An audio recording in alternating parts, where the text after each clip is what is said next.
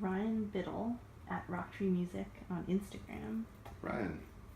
John, a number of Shearwater songs are or appear to be inspired by the great Peter Matthiessen. Yeah. The Snow Leopard and Leviathan bound are clear cut, and I'm inclined to read into the title of Wildlife in America. Yeah.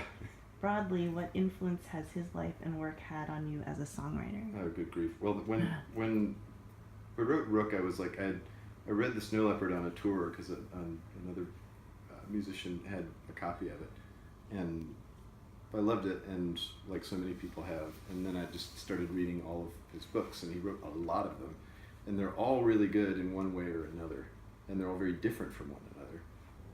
So he was always experimenting with the form and style of his work. Sometimes he's very present in it as a character. Sometimes he's not there at all. Like this book Under the Mountain Wall, which is one of my favorites about New Guinea. He's not. It's a really remarkable book. It's about he was part of the expedition in the Harvard anthropology expedition that went to the highland region of New Guinea that Western anthropologists had never visited before, and so he was there as they were trying to sort of document this culture that had never been recorded by people from Europe, or it was just, it's an extraordinary moment, and he tried to capture it by, like, the anthropologists don't appear in it at all. He just tries to give you a narrative of the lives of the people that he saw there. Mm. And of course there's things that he can't see into, but he makes you feel like he can.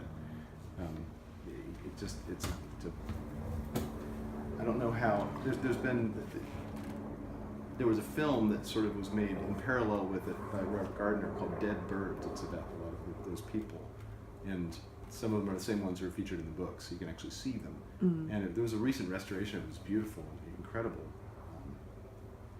documentary. There's a lot of criticism of it also, in terms of misinterpretation of what's going on, or simplification, otherizing, infantilization, all the real and often very legitimate critiques that people have of anthropological analyses and techniques of people like that doing that kind of work in that time. Mm-hmm. Michael Rockefeller was on that expedition. That's the one where he disappeared. Oh, really? He was a sound recordist on that film. Really? Mm-hmm. Wow. But I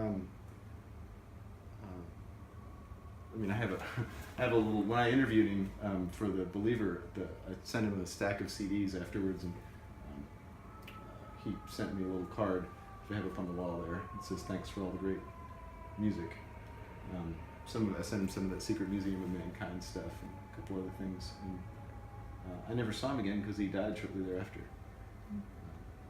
But I was glad I got to meet him, and as an artist in general, he's still a really inspiring presence for me in many ways. But as far as songs go, there was more. I was more deep into my, first flush of reading all that stuff, like back when we did Rook. Wildlife in America was a nod towards him, but not as a song, just as the title, I would say. But it's sort of like, I think it was Erasmus has a thing, a colloquy about Cicero, where there's a group of people talking about how they're all trying to emulate the famous Roman orator Cicero, and like, what's the best way to emulate him? And it's, is it that you must use exactly his turns of phrase, or that you may not make reference to anything beyond the time in which he lived, so all these orations to Jupiter and things like this. And Erasmus's point was that the best way to imitate Cicero is not by parroting Cicero, but by trying to imitate what Cicero actually did, which was to be innovative and clear in his use of rhetoric, and try to see new ways of doing things rather than trying to just like be a copy of something you liked.